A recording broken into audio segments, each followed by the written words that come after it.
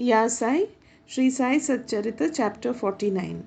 Chapter 49 describes the stories of Hari Kanoba, Somadeva Swami, and Nana Sahib Chandorkar. Preliminary. When even the Vedas and the Puranas cannot sufficiently praise Brahma or Sadguru, then how can we, ignorant, describe our Sadguru, Shri Sai Baba? We think that it is better for us to keep quiet in this matter. In reality, the observance of the vow of silence is the best way of praising the Sadguru, but the divine qualities of Baba make us forget our vow of silence and inspires us to open our mouth. Tasteful dishes lose their taste if there is no company of friends and relatives to partake the dishes with us, but when they join us, the dishes acquire additional flavor. The same is the case with the Sai Leelamrit, the nectar in the form of Sai Leelas. This nectar we cannot partake alone. Friends and brothers have to join us, the more the better. It is Baba himself who inspires the story and gets them written as he desires. Our duty is to surrender completely to him and meditate on him. Practicing penance is better than pilgrimage, vow, sacrifice, and charity. Worshipping Hari is better than penance, and meditation on the Sadguru is the best of all. We have therefore to chant Sai's name, think over his sayings in our mind, meditate on his form, feel true love for him in our heart, and do all our action for his sake. There is no better means than this for snapping the bondage of this sansar. If we can do our duty on our part as stated above, Sai is bound to help and liberate us. Now we revert to the stories of this chapter. Hari Kanoba. A gentleman of Mumbai named Hari Kanoba heard from his friends and relatives many Leelas of Baba. He did not believe in them as he had a doubting mind. He wanted to see Baba himself, so he came to Shirdi with some Mumbai friends. He wore a lace bordered turban on his head and a new pair of sandals on his feet. On seeing Baba from a distance, he thought of going to him and prostrating himself before him. He did not know what to do about his new sandals. After going to one corner in the open courtyard, he placed them there and went in the masjid and had Baba's darshan. He made a reverential bow to Baba, took Udi and Prasad from Baba and returned. When he reached the corner, he found to his utter dismay that his sandals had disappeared. He searched for them in vain and returned to his lodging very much dejected. He bathed, offered worship and Naivedya and sat down for meals. But all this while he was thinking about nothing but his sandals. After finishing his meals, he came out to wash his hands when he saw a Maratha boy coming towards him. He held in his hand a stick at the end of which was hanging a pair of new sandals. He said to the men who had come out to wash their hands that Baba sent him with his stick in hand and asked him to go on the streets crying Hari ka beta, Jari ka feta, and that if anybody claims these sandals, first assure yourself that his name is Hari and that he is the son of Ka, that is Kanoba, and that he wears a lace bordered turban, and then give them over to him. On hearing this, Hari Kanoba was pleasantly surprised. He went ahead to the boy and claimed the sandals as his own.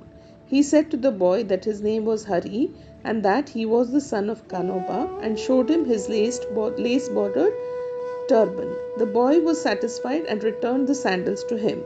Hari Kanoba wondered in his mind that his lace bordered turban was visible to all and Baba might have seen it, but how could he know that his name was Hari and that he was the son of Kanoba, as this was his first trip to Shirdi? He came there with the sole object of testing Baba and with no other motive. He came to know by this incident that Baba was a great Satpurush. He got what he wanted and returned home well pleased. Somadev Swami. Now, hear the story of another man who came to try Baba. Bhaiji, brother of Kaka Sahib Dixit, was staying at Nagpur. When he had gone to the Himalayas, In 1906, he made an acquaintance with one Somadev Swami of Haridwar at Uttarkashi down the Gangotri valley. Both took down each other's names in their diaries. 5 years later, Somadev Swami came to Nagpur and was Baiji's guest. There he was pleased to hear the Leelas of Baba, and a strong desire arose in his mind to go to Shirdi and see him. He got her a letter of introduction from Baiji and left for Shirdi. After passing Manmad and Kopargaon, he took a tonga and drove to Shirdi. As he came near Shirdi, he saw two flags floating high over the masjid in Shirdi. Generally, we find different behavior, different mode of living, and different outward paraphernalia with different saints. But these outward signs should never be our standards to judge the worth of a saint. But with Somadev Swami, it was different. As soon as he saw the flags flying, he thought, why should a saint take a liking for the flags? Does this denote sainthood? It applies the saint's hankering after fame. Thinking thus, he wished to cancel his Shirdi trip and said to his fellow travellers that he would go back. They said to him, then why did you come so far? If your mind became restless by the mere sight of the flags, how much more agitated would you be on seeing the Rath, the palanquin, the horse and all other paraphernalia in Shirdi? The Swami got more confounded and said, not sadhu with horses, palanquins and tom-toms have I seen, and it is better for me to return than visit such a sadhu. After saying this, he started to return. The fellow travellers pressed him not to do so, but to proceed. They asked him to stop his inconsistent way of thinking and told him that the sadhu, that is Baba, did not care a bit for the flags and other paraphernalia, nor for the name. It was the people, his devotees, who kept up all this paraphernalia out of love and devotion to him. Finally, he was persuaded to continue his journey, go to Shirdi and see Baba. When he went and saw Baba from the courtyard, he melted inside. His eyes were full of tears, his throat was choked, and all his evil and crooked thoughts vanished. He remembered his Guru saying that this is our abode and place of rest, where the mind is most pleased and settled. He wished to roll himself in the dust at Baba's feet, and when he approached Baba, the latter got wild and cried aloud, let all our humbug be with us. You go back to your home. Beware, if you come back to this masjid again. Why take the darshan of one who flies a flag over his masjid? Is this a sign of sainthood? Remain here not a moment. The Swami was taken aback by surprise. He realized that Baba read his heart and spoke it out. How omniscient he was. He knew that he was least intelligent and that Baba was noble and pure. He saw Baba embracing somebody, touching someone with his hand, comforting others, staring kindly at some, laughing at others, giving Udi Prasad to some, and thus pleasing and satisfying all. Why should he alone be dealt so harshly? After thinking seriously, he came to realize that Baba's conduct responded exactly to his inner thought, and that he should take a lesson from this and improve, and that Baba's wrath was a blessing in disguise. It is needless to say that later on, his faith in Baba was confirmed and he became a staunch devotee of Baba. Nana Sahib Chandorkar. Hemadpant concludes this chapter with the story of Nana Sahib Chandorkar. Nana Sahib was once sitting in the masjid with Malsapati and others. Mohammedan gentlemen from Bijapur came with his family to see Baba. On seeing veiled ladies with him, Nana Sahib wanted to go away, but Baba prevented him from doing so. The ladies came and took the darshan of Baba. When one of the ladies removed her veil for saluting Baba's feet, Nana Sahib, who had a glimpse of her face, was so much smitten with her beauty that he wished to see her face again.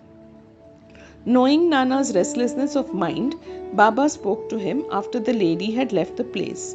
Nana, why are you getting agitated in vain? Let the senses do their allotted work or duty. We should not meddle with their work. God had created this beautiful world, and it is our duty to appreciate its beauty. The mind will get steady and calm, slowly and gradually. When the front door was open, why go by the back one? When the heart is pure, there is no difficulty whatsoever. Why should one be afraid of anyone if there be no evil thought in us? The eyes may do their work. Why should you feel shy and tottering? Shama was there and he could not follow the meaning of what Baba said. So he asked Nana about this on their way home. Nana told him about his restlessness at the sight of the beautiful lady, how Baba knew it and advised him about it. Nana explained Baba's meaning as follows: that our mind is fickle by nature, it should not be allowed to get wild, the senses may get restless, the body, however, should be held in check and not allowed to be impatient. Senses run after objects of desire, but we should not follow them and crave for them. By slow and gradual practice, restlessness can be conquered. Why should not We should not be swayed by the senses, though they cannot be completely controlled. We should curb them rightly and properly according to the need of the occasion. Beauty is the subject of sight. We may fearlessly look at the beauty of objects. There is no room for shyness or fear. Only we should never entertain evil thoughts. Making the mind desireless, observe God's works of beauty.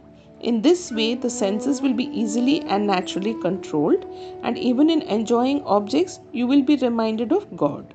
If the outer senses are not held in check, and if the mind be allowed to run after objects and be attached to them, our cycle of births and deaths will not come to an end. With Vivek as our charioteer, we will control the mind and shall not allow the senses to go astray. With such a charioteer, we reach the Vishnupada, that is the final abode, our real home from where there is no return. Bow to Shri Sai, peace be to all.